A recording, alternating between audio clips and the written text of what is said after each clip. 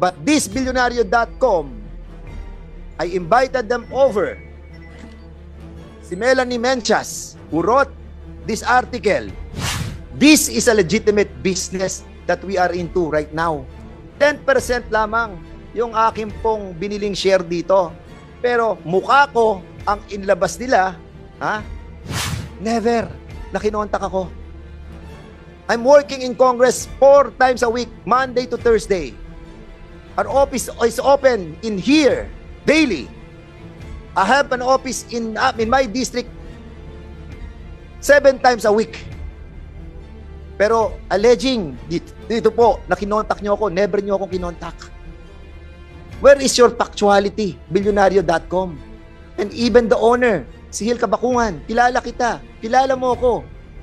It's either you were used by this extortionist or you were used by other people who are connected with illegal gambling. Which is which? You can never stop us.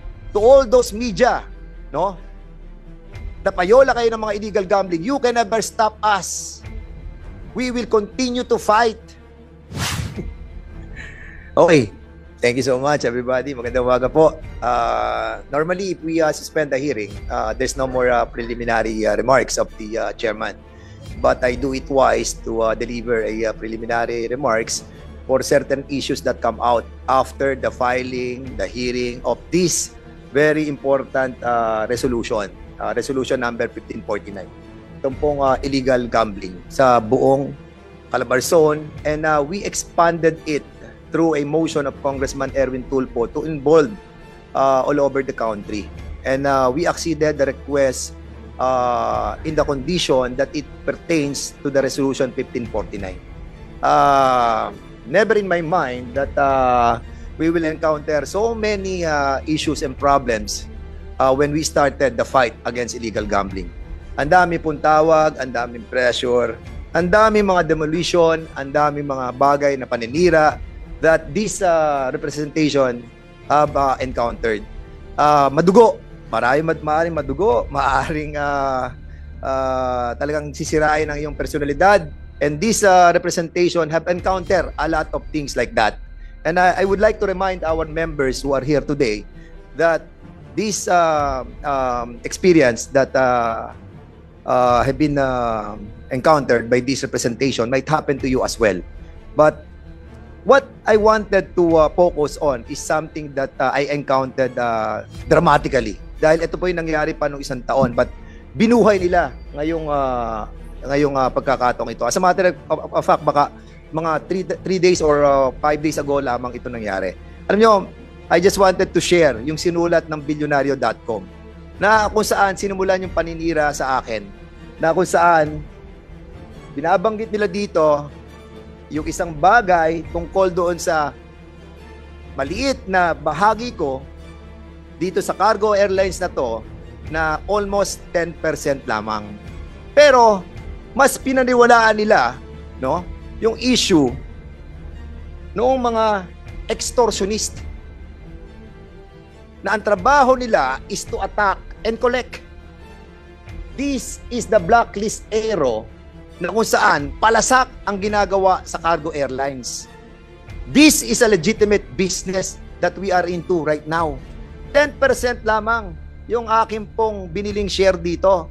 Pero mukha ko ang inlabas nila, ha?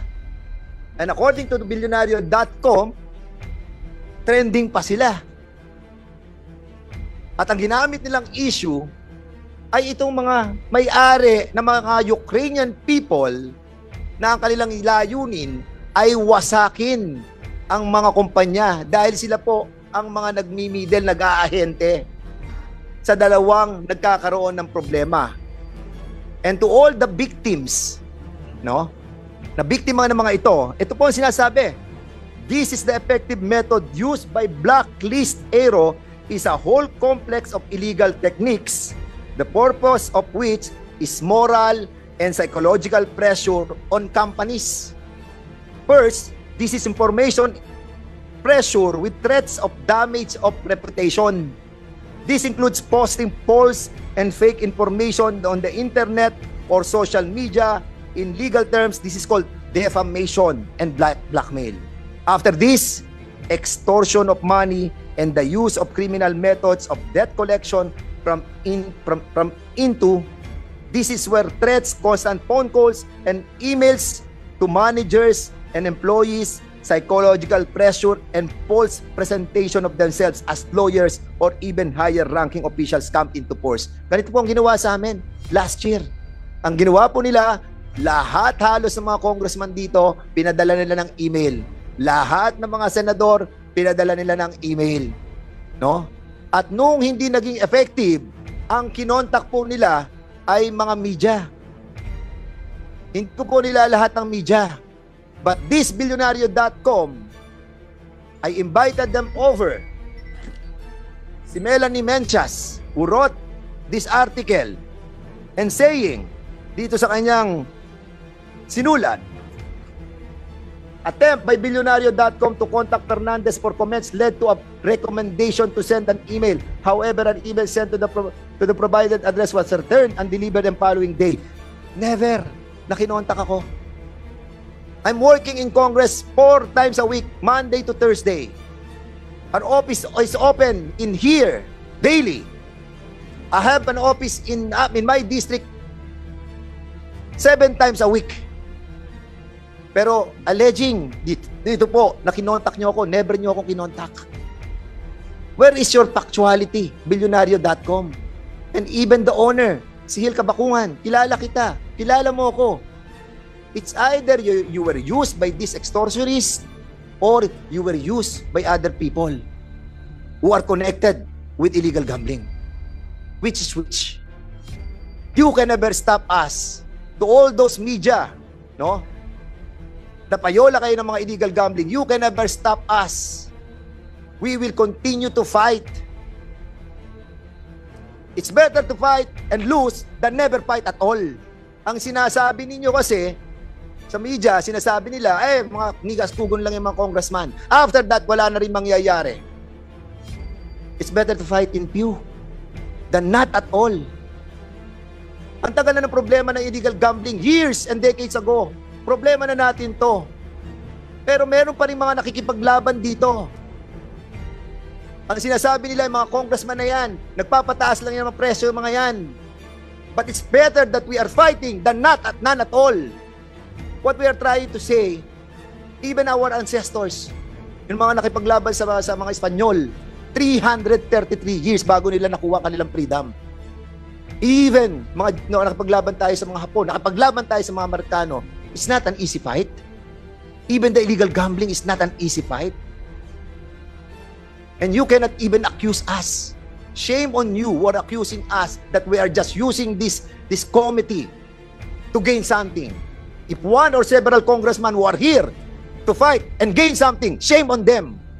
But if one of us or all among us is fighting to eradicate illegal gambling, salute to all of us.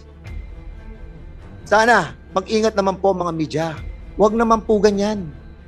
You join us in this fight.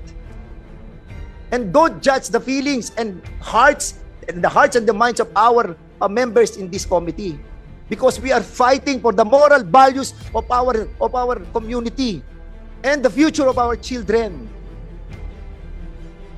Yung ating pong nangyayaring mga sugalan na illegal, okay na yung legal eh. Huwag nyo nang gawing illegal. This is a lonely battle. This is a lonely battle. Ang kalaban namin andun, maraming pera. But we will never stop. We will never stop. But this billionario.com, I invited them over. Si Melanie Menchas, who wrote this article, this is a legitimate business that we are into right now. 10% lamang yung aking pong biniling share dito. Pero mukha ko ang inlabas nila, ha? Never na kinontak ako. I'm working in Congress 4 times a week, Monday to Thursday. Our office is open in here daily. I have an office in my district 7 times a week. Pero alleging dito po na kinontak nyo ako, never nyo ako kinontak. Where is your factuality? Bilyonaryo.com. And even the owner, si Hil Kabakungan, kilala kita, kilala mo ako. It's either you were used by these extortionists or you were used by other people who are connected with illegal gambling. Which is which? You can never stop us. To all those media, no? Napayola kayo ng mga illegal gambling, you can never stop us. We will continue to fight. Okay. Thank you so much, everybody. Magandang umaga po. Normally, if we suspend the hearing, there's no more preliminary remarks of the chairman. But I do it wise to deliver a preliminary remarks for certain issues that come out after the filing, the hearing of this very important resolution. Resolution number 1549. Itong pong illegal gambling sa buong Calabarzon, and we expanded it through a motion of Congressman Erwin Tulfo to involve all over the country. And we acceded the request in the condition that it pertains to the Resolution 1549.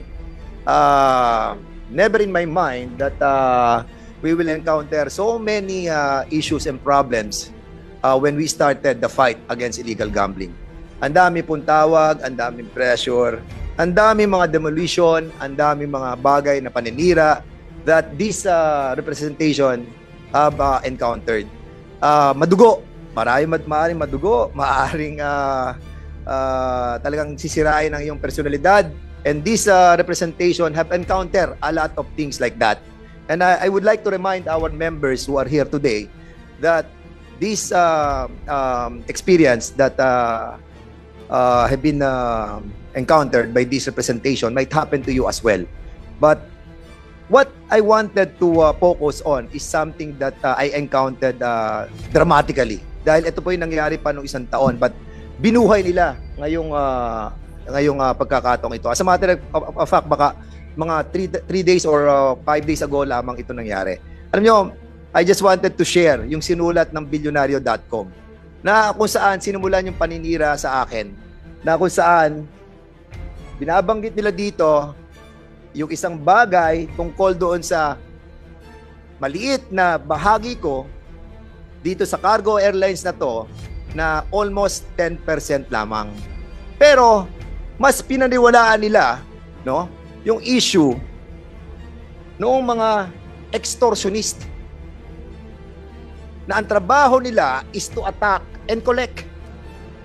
This is the blacklist arrow na kung saan palasak ang ginagawa sa cargo airlines. This is a legitimate business that we are into right now. 10% lamang yung aking pong biniling share dito. Pero mukha ko ang inlabas nila, ha? And according to the Bilyonaryo.com, trending pa sila. At ang ginamit nilang issue ay itong mga may-ari na mga Ukrainian people na ang kanilang layunin ay wasakin ang mga kumpanya dahil sila po ang mga nagmimidel, nag-aahente sa dalawang nagkakaroon ng problema. And to all the victims, no, na biktima ng mga ito po ang sinasabi. This is the effective method used by blacklist arrow is a whole complex of illegal techniques, the purpose of which is moral and psychological pressure on companies. First, this is information pressure with threats of damage of reputation. This includes posting false and fake information on the internet or social media. In legal terms, this is called defamation and blackmail. After this, extortion of money and the use of criminal methods of debt collection from into. This is where threats, constant phone calls, and emails to managers and employees, psychological pressure, and false presentation of themselves as lawyers or even higher-ranking officials come into force. Ganito po ang ginawa sa amin last year. Ang ginawa po nila, lahat halos ng mga congressman dito, pinadala nila ng email. Lahat ng mga senador, pinadala nila ng email. No? At nung hindi naging effective, ang kinontak po nila ay mga media. Hindi ko po nila lahat ng media. But this Bilyonaryo.com, I invited them over. Si Melanie Menchas, who wrote this article and saying, dito sa kanyang sinulat, attempt by Bilyonaryo.com to contact Fernandez for comments led to a recommendation to send an email. However, an email sent to the provided address was returned and delivered the following day. Never na kinontak ako. I'm working in Congress 4 times a week, Monday to Thursday. Our office is open in here daily. I have an office in my district 7 times a week. Pero alleging dito po na kinontak nyo ako, never nyo ako kinontak. Where is your factuality? Bilyonaryo.com. And even the owner, si Hil Kabakungan, kilala kita, kilala mo ako.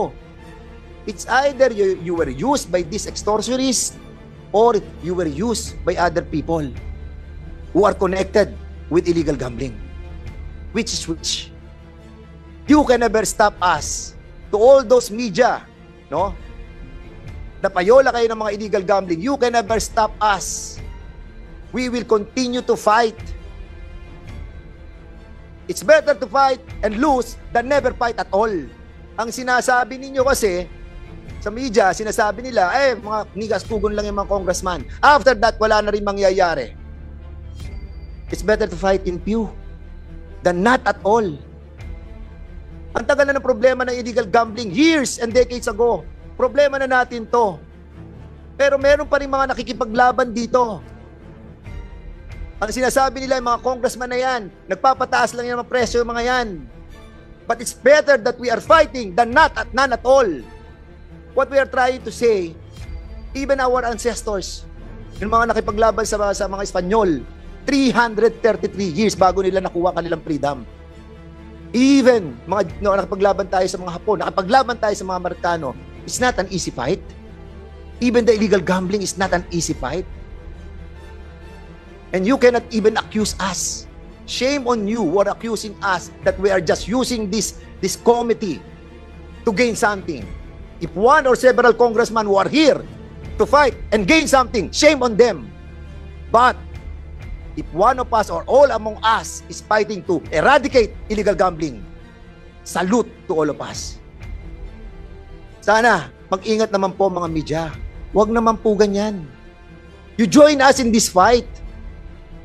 And don't judge the feelings and the hearts and the minds of our members in this committee.